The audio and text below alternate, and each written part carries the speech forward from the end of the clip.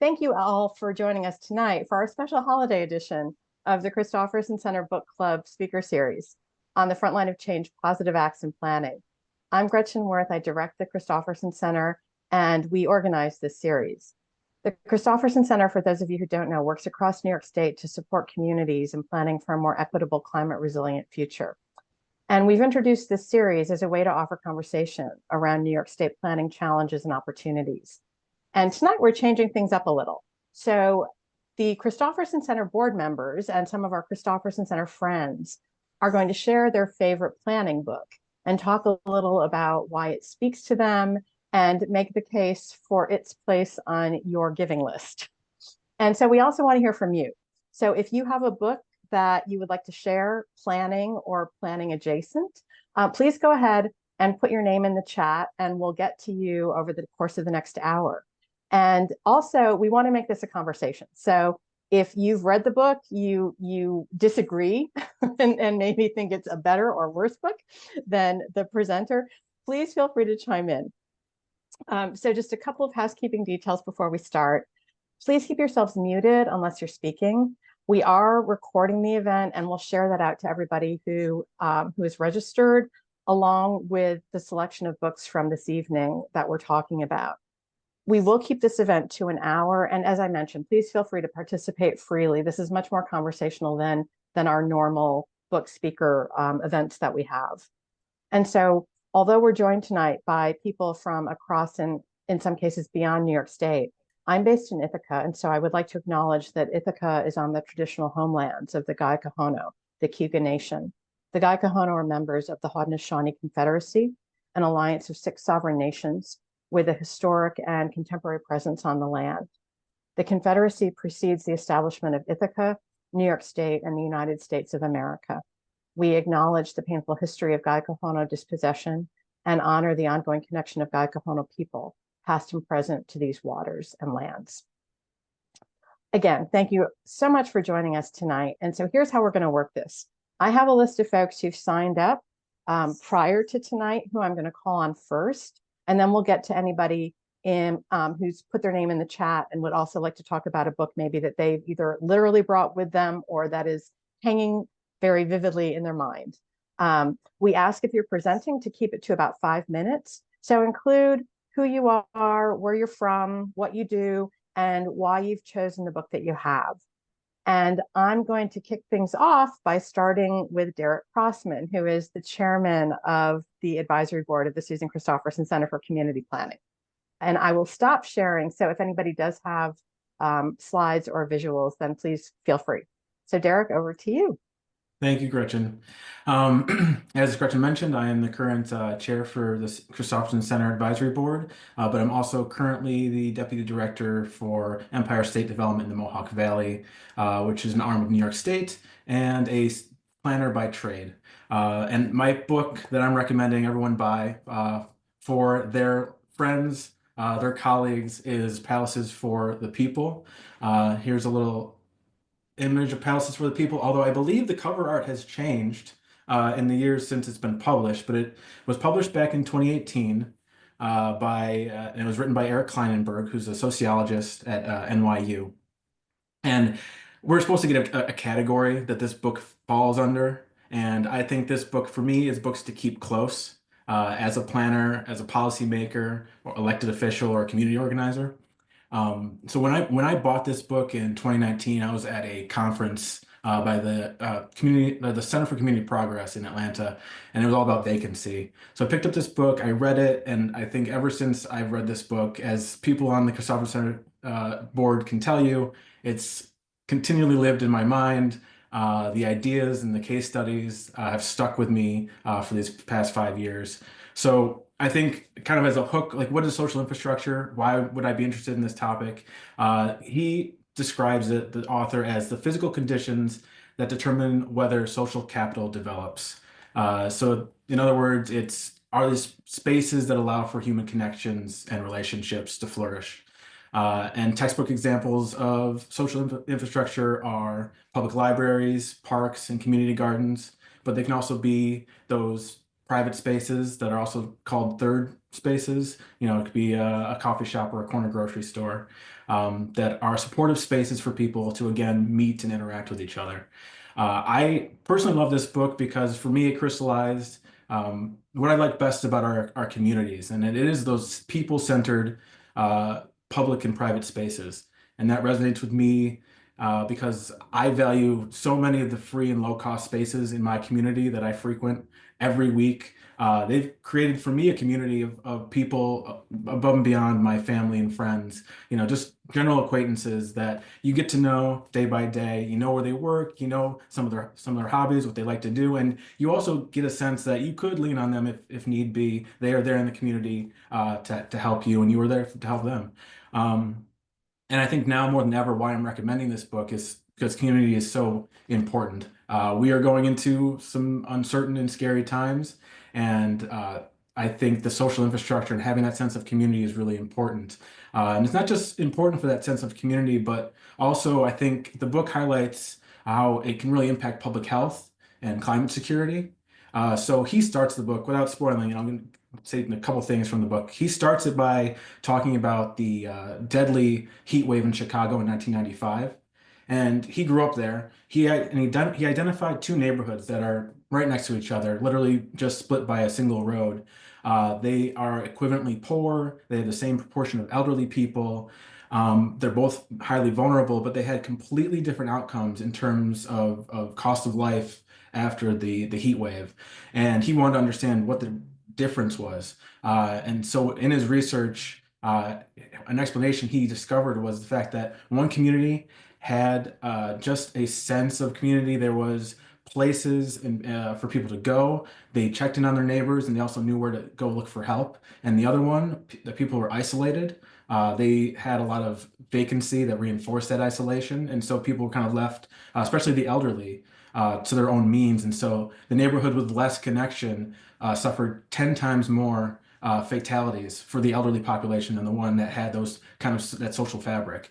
Um, and then in terms of climate security, he mentions two cases, one being Hurricane Harvey in Houston and then Hurricane Sandy on the East Coast, and how there are those informal places, churches, libraries, schools that people can go to in instances where big public infrastructure fails. It's really important. And he has a quote that says, "When hard infrastructure fails, it's the softer social infrastructure that determines our fate."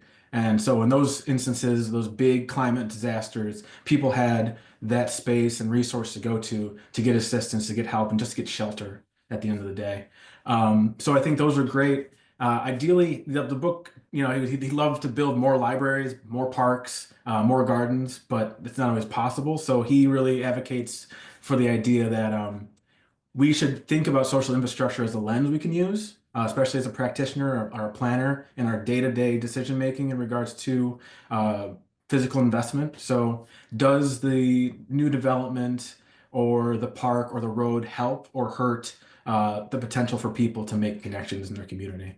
And I'll just also honorably mention The Sum of Us by Heather McGhee that was written in 2021. It looks at the same aspects. It kind of looks at the deterioration of public spaces through a lens of race and class. But I think they really work well together, and both books would be great gifts. But of course, for you, the listener, you can of course find them at your public library. Yay for the plug for public libraries, because I think also we want to plug local bookstores.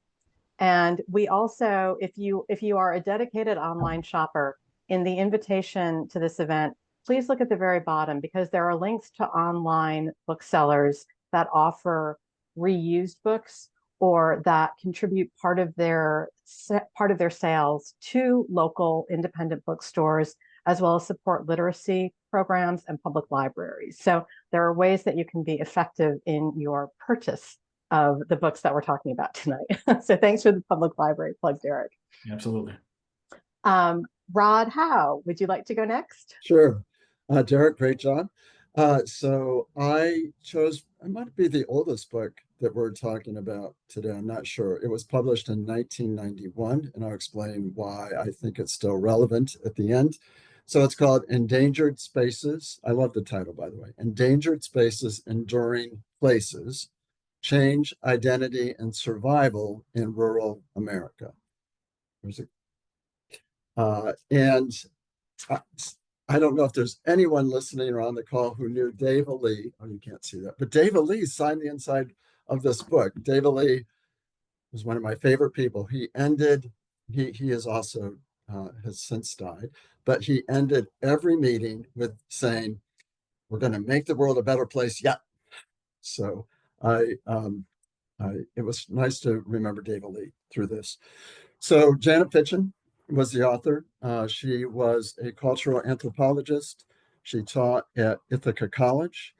And unfortunately, she died in 1995. Remember, the book was published in 1991. It came out when I was working with Cornell Cooperative Extension. I was focused on community and economic development. And then I moved to Cornell University and headed up CARDI, which was the Community and Rural Development Institute. It later changed its name to the Community and Regional Development Institute. So it was very helpful as we were working with rural communities throughout New York State. Her focus, her case studies all are focused on upstate New York communities. So that was really helpful. People could relate to the book. Many upstate communities in the 1990s were really struggling economically. You could probably still say that today, losing population.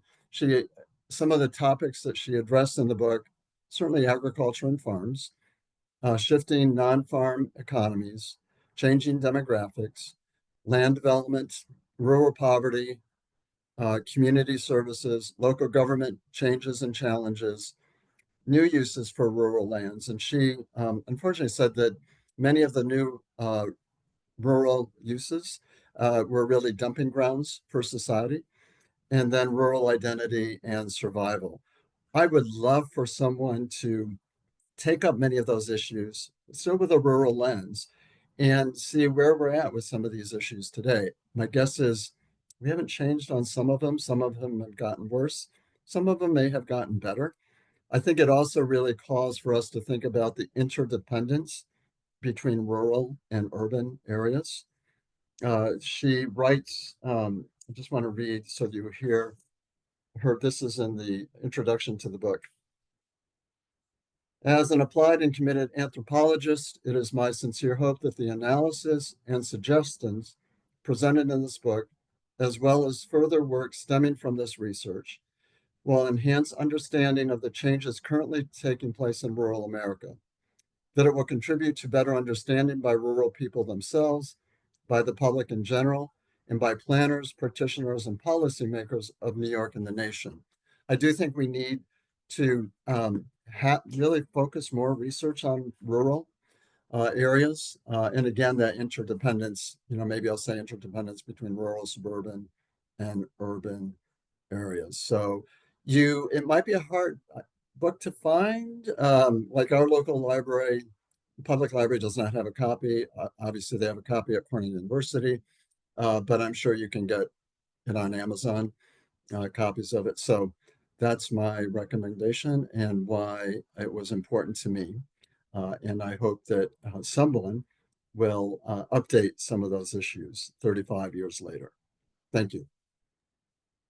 Thanks, Rod.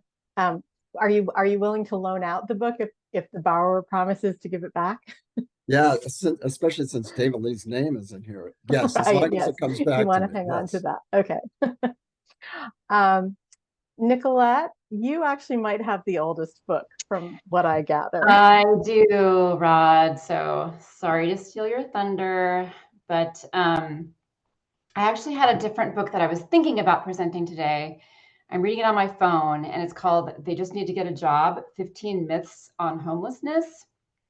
And it's really great. It just came out last month. I've already learned so much about homelessness and like the relative recent nature of this epidemic, and I think it's a great book, but that's not the one I'm talking about today because that didn't scream gift to me. So instead, I found on my shelf this amazing book, Here is New York by E.B. White. And this book was originally published in 1949. E.B. White, of course, is like well known for Charlotte's Web and other things. And this version of it is actually from 1999 with a foreword written by Roger Angell, who was an editor at the New Yorker for decades. And it's special to me because in 1999, I was living in New York City and I was like fresh out of grad school. I was like this baby urban planner and so excited about being in the city. And this book is just like this, it's like a perfect essay. It's almost like two perfect essays because both of the writers are so gifted. And you know, you can see it's like you could like literally sit down and read this in an hour. I try and read it like on occasion. It's just kind of like the gift that keeps on giving. But I will say it's a poem about New York City and you know the changes that are always happening there. And it's I mean it is about New York City, but I would say that there are some descriptions of the city and its urbanism and its transience and the people coming in and people leaving and that are kind of maybe more universal to other cities. But I think it does have also some like just really nice lessons for us as planners. Sorry, I didn't introduce myself, but I'm an urban planner. I've been a planner for a very long time, and I now work at Arcadis, and I do a lot of funding work, again, for New York City. So that's kind of come full circle. But I think it's important for us as planners to kind of think about, you know, the history of a place. I mean, this is before so much happened. It's like before urban renewal. It's before like a lot, the homelessness book that I was talking about, like all these things that have happened in the past, you know, 75 years. And it's like so much has changed and yet not. So I love this and how it just kind of makes us think about our decisions in this way that's lasting, and think about the people who were here before us and think about the people who are coming after us. And yeah, so this is my recommendation, and I think it's a good little stocking stuffer. Recommend it highly. Thanks. Thank you. Let's change it up visually a little bit. And Jeff Chuse, would you like to share your your graphics that you've prepared? Sure. I was thinking about this, and this is the book. This is also from 1991, although if you go online and you look at Amazon or other places, you'll find people who say, I can't believe how relevant this book still is. If anything, I think this is more relevant today almost than it was in 91, although it was incredibly prescient. Ron Powers is a journalist, a writer. He wrote apparently quite an important book about Mark Twain in Hannibal, Missouri, etc. And in this book, he looks at two towns, Cairo, Illinois, and Kent, Connecticut. One dying from atrophy and one dying from Renaissance, as he puts it. And I read this in the 90s, and I was really shaken by it, because I don't think I had ever realized how much communities can be destroyed by simple decisions or by their histories. So part of the problem for Far From Home, which I think is a brilliant book and kind of essential for planners, is it's a real downer. So so think about that when you're sending it out. In fact, my parents moved to Kent, Connecticut, one of the two towns they write, and I could never talk about this with them because it would have been so distressing, particularly to my dad, to think he was a participant. But here's Cairo, Illinois, and it started in 1818, basically was founded, and then nothing happened for a decade, and then it became a gambling port and everything because it was a ferry terminal at the intersection of the Mississippi and Ohio rivers. And it was incredibly important for trade, for railroads, for ferries going across the rivers, and it kind of boomed. But interesting, it's the southernmost town in Illinois, and interestingly, by 1900, 40% of its population was Black. And so it was, which is the highest percentage of any northern city, with the exception possibly of Washington, D.C., right? And so it became a real center of Black culture. But over the course of time, it became less and less relevant. Here's an image down below from 1940 showing bridges across the river, which got rid of the ferry trade and the need for ferries. And bit by bit, more bridges were built and the railroads were removed and the swampy land around Cairo. So it was named after the Nile Delta because of all the rivers and the water and all that. And Cairo is also, spelled Cairo, of course, is also surrounded completely by a massive levee so that the waters can rise 64 feet without flooding the town.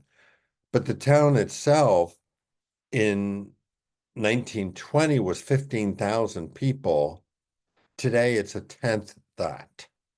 And you can see what's going on. And the history of the 20th century starts with lynching and ends at the time the book is written in the 90s with basically a neo-Nazi white mayor. And the whole issue of how race plays out in the Midwest is really encapsulated in the history of Cairo, Illinois. And also the way economic collapse triggers the kind of behavior and the situations that we see. It's an extraordinary story. And since the book was published in 1991, it hasn't gotten better. If anything, it's continued to collapse. Poverty rate is 24%. The median income is something like $19,000 per capita, and the value of a house is $33,000. The other town he looks at is Kent, Connecticut, where today the population of 4,000 people, not a lot, but it's still the highest it's ever been. Litchfield County, where it's located, has 185,000 people. When he was looking at this town, he was looking at a town in incredible transition, where the opening of this highway, Super 7, which you see down here, and which actually, so the book was 1991. In 1992, they stopped construction on this highway. And then it's been bits and pieces, it's been connected. But what he looks at in Kent is how a working class community that was infiltrated by second home people and summer people like Henry Kissinger, how it turned into an incredibly chic place and kind of destroyed what was going on. So in Kent, particularly in the 90s, with the opening of this road, there was an infusion of these summer people, as he said, like Henry Kissinger, who, when he bought his property, then immediately tore down all the blueberry bushes, which were the things that people in the community typically went and got their blueberries from. And it's like, well, of course, you get the blueberries off that hill. Well, not when Henry Kissinger buys that land, you don't.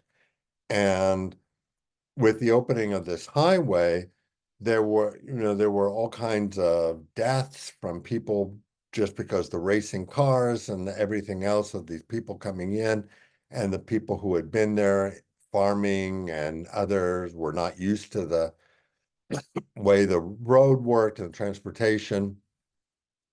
But Kent is also the home of a series of very important private boarding schools like the Kent School, and it's got beautiful infrastructure like covered bridges. And so what happened in the 80s, when all of these people with a lot of money started moving in, was that the town struggled with its infrastructure and essentially went almost broke because all of these people had demands on the town that the town couldn't provide. And bit by bit, what's interesting, if we look at it now, is that the town has completely changed. So whereas Cairo, Illinois, the average home price is $30,000, in Kent, it's $300,000, 10 times. And where the average income is $19,000 in Cairo, in Kent, it's $40,000. It's twice as much. And so what that book did for me was open a real sense of how communities are actually faring in this country. What's happening to them? What's going on? And what are these forces that as planners and people who care about America, we have to understand? And I have to say, as kind of sort of as important as I felt it was when I first read it, I think it's even more important today to understand what's going on in this country. I think it's just a brilliant book, um, even though it's at this point 34 years old. Thank you. Thanks. That was, I'd like to borrow that also. I think we're going to go international for the next one. So Jeff Cody, would you like to share your book?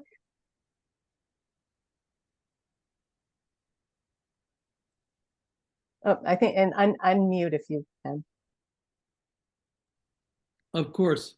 The book I'd like to share is by Marwa Al-Sabuni, MARWAAL-SABOUNI. And the one I'm mainly going to talk about is this, although she has also come out about 3 years ago, with a kind of follow-up to this book.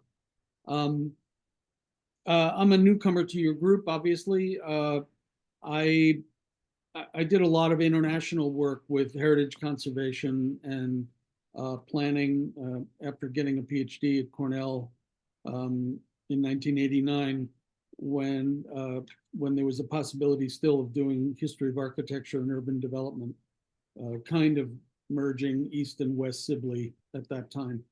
And so I've been involved with issues of, I was very affected by John Reps and many others. And I've been very interested in urban histories throughout my life. And I came upon this book when I was doing another book of my own about historic cities. And the subtitle of the book, The Battle for Home, is the vision of a young architect in Syria.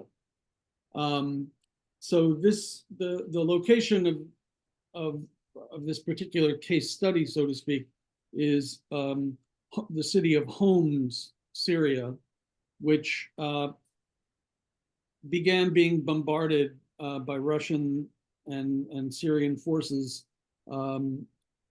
beginning with the 2011 dramatic events in Syria that we're still witnessing today, Aleppo, etc. But this amazing woman was an architect, and she and her husband, also an architect, stayed in the city of Homs with their children during the bombardments around them. And she witnessed the tremendous destruction of her native city that she loved and that she introduces in this book. You learn a great deal about the amazing history. It has one of the earliest Christian churches surviving anywhere in the world. It was built in AD 50. and incredible mosques and Ottoman forces, but she focuses a great deal on French, the role of the French in changing the city and in changing planning and bringing French notions of planning to Syria and the implications of that, very sad implications of that.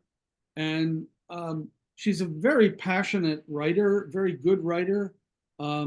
She cares deeply about identity and community, and I thought about it a lot when Rod was speaking about his book, the Endangered Spaces book, which I do not know myself, but as he was speaking about this connection between rural and urban, this is something she also talks about a great deal in this book. And then I haven't read the second book. The other book is called Building for Hope, and it was published in 2021. And I saw a YouTube with her talking about the book very passionately, but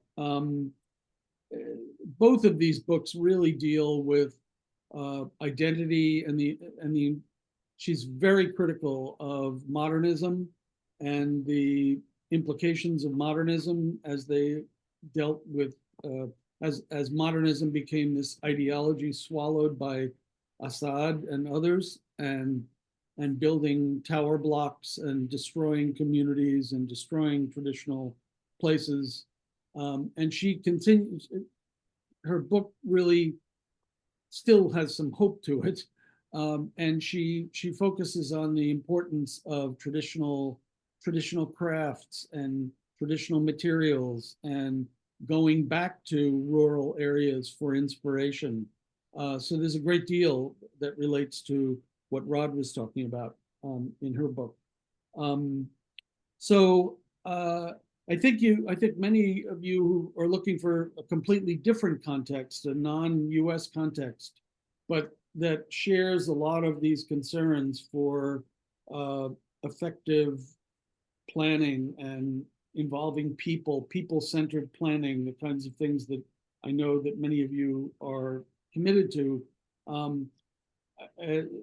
You find it in this very passionate book, which also has some wonderful illustrations, by the way. She has her own drawings in here, which are also very wonderful as a complement to her words.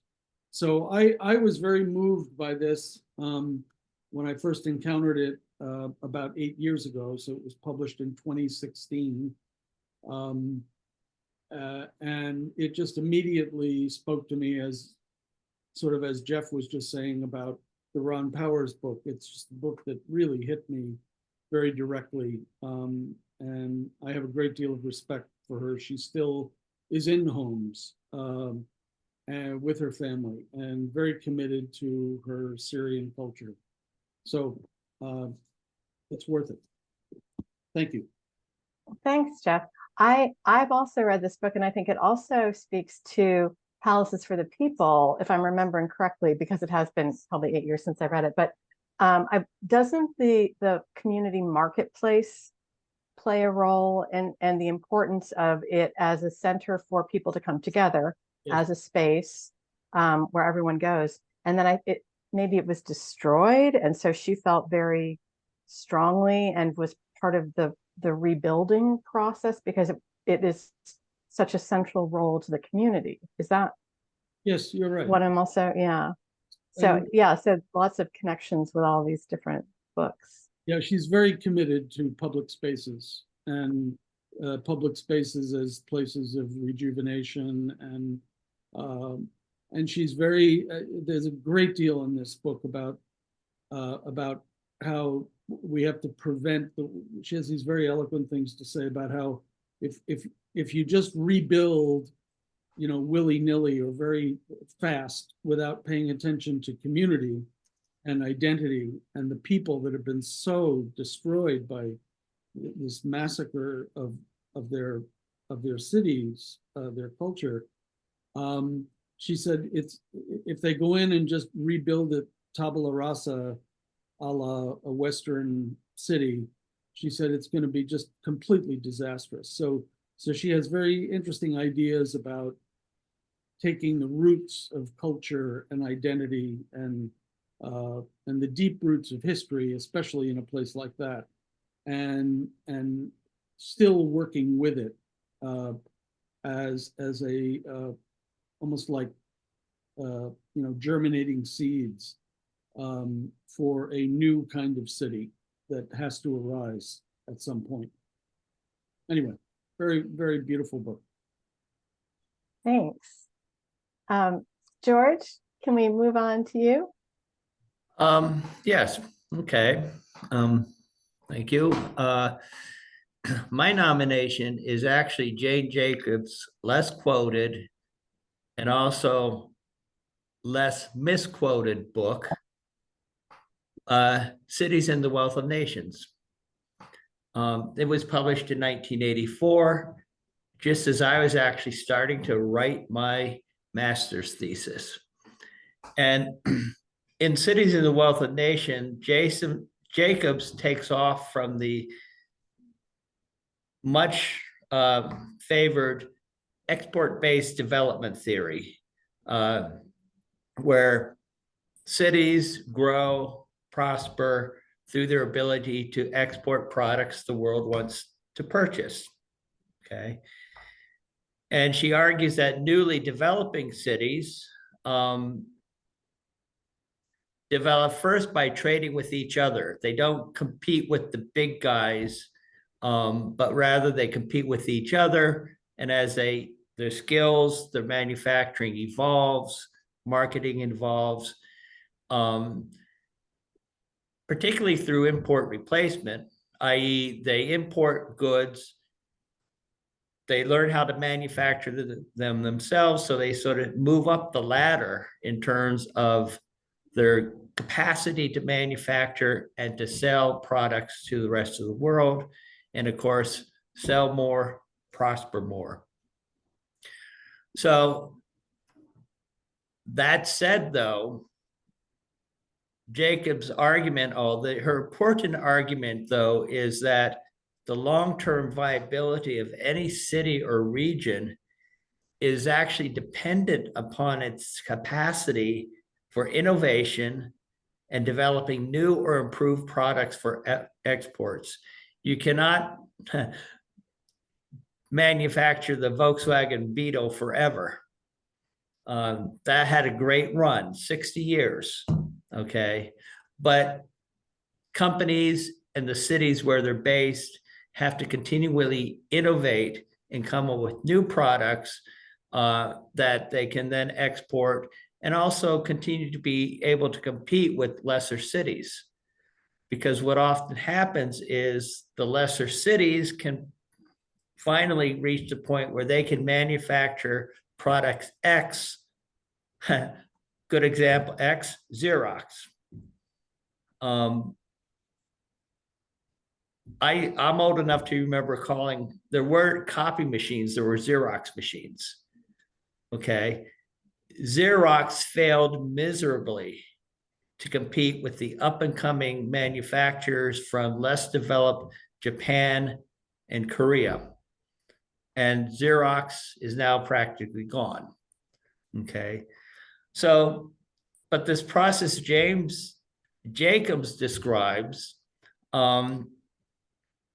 really is a chain reaction as cities get better at manufacturing, sell more, make more, they learn how to modify, improve, and so they constantly change and diversify their economy.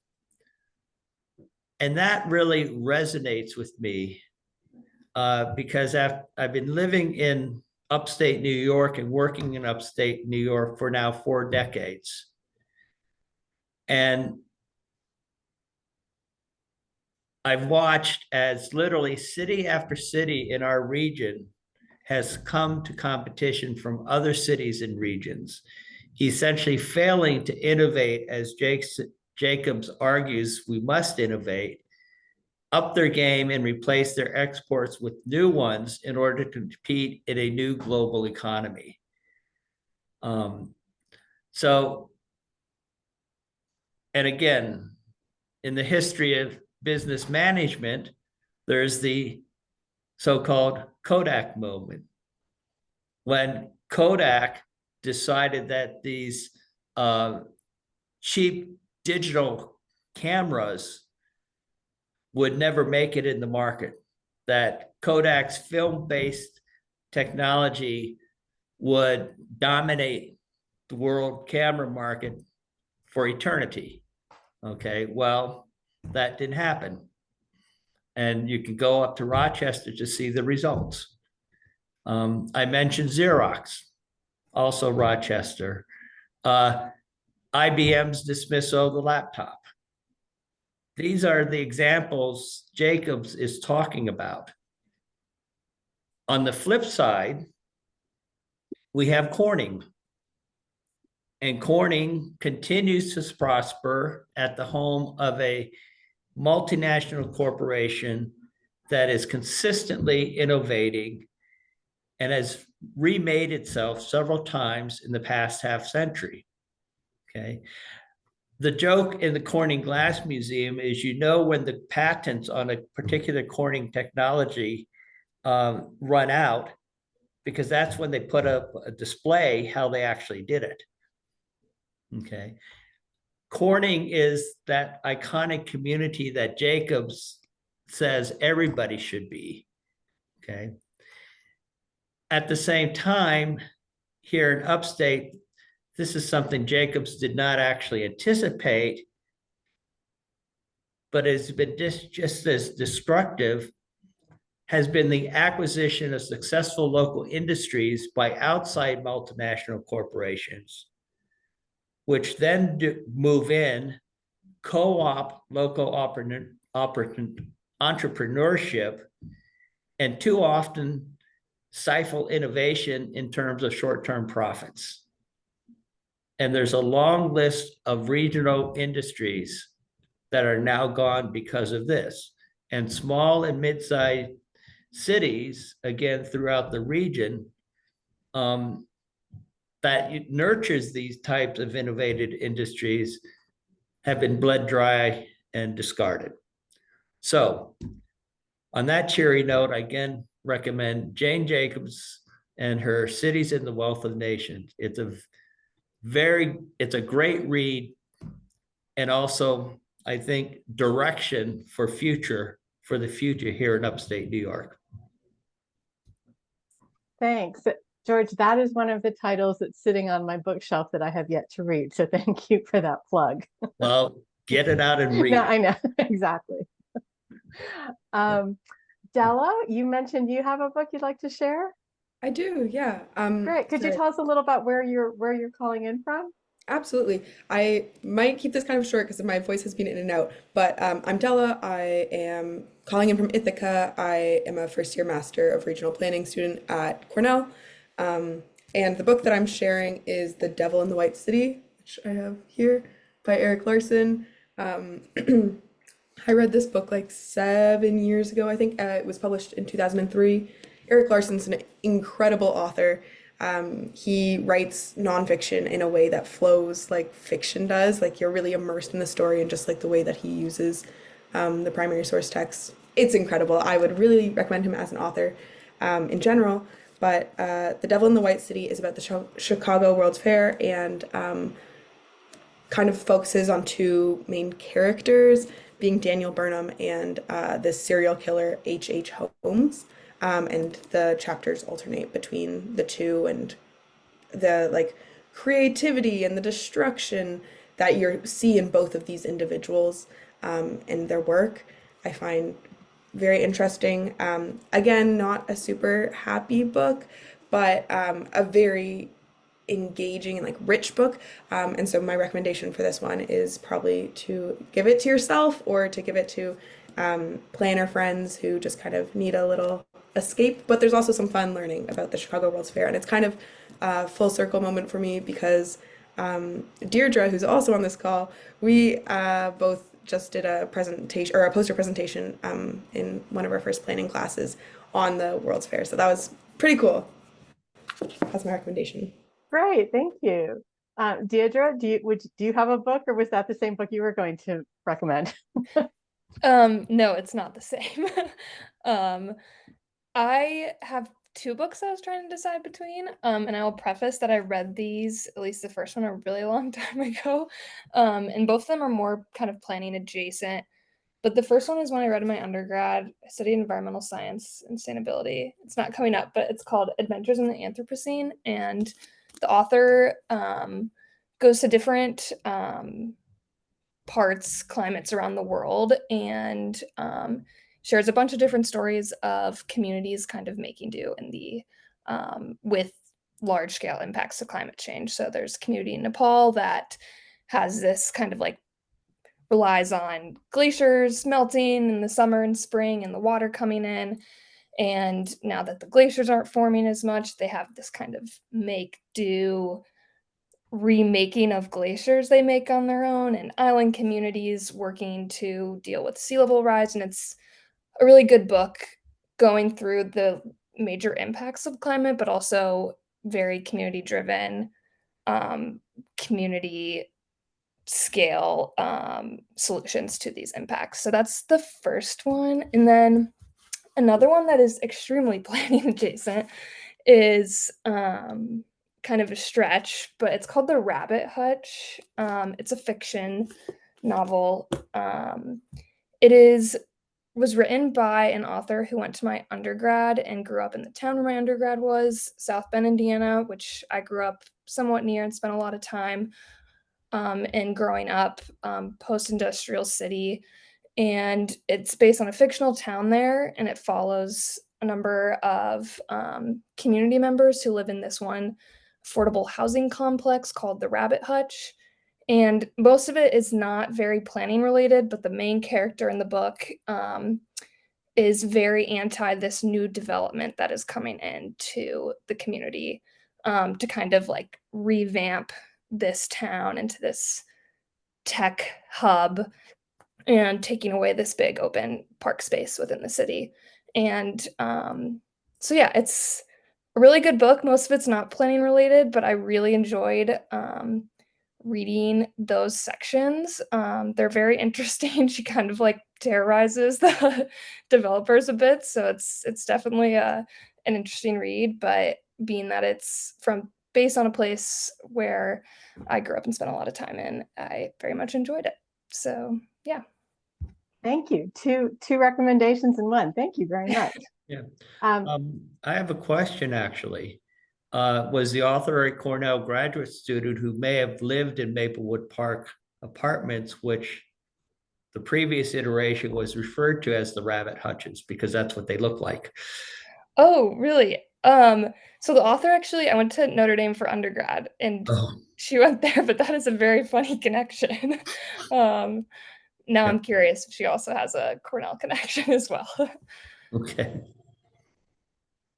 So I'm going to mention, and now you can't see it very well, the Carbon Almanac, which was gifted to me in kind of a roundabout way. So I was at a conference with the woman who is the mayor of Hastings-on-Hudson.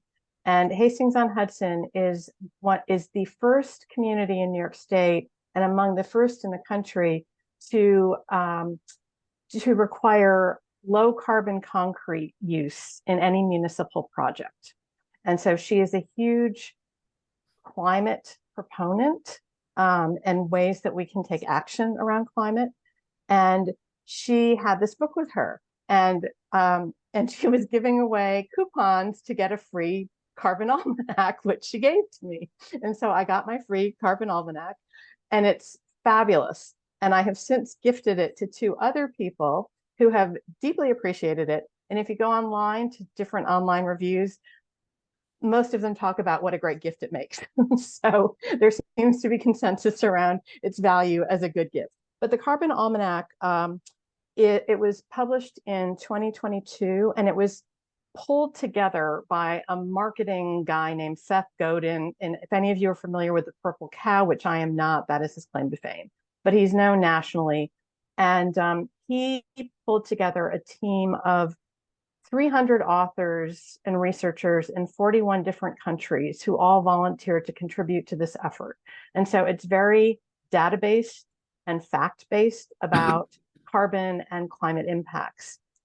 But it's really very digestible, and it's really fun, and it's very hopeful in a way that many books about climate and climate impacts are not.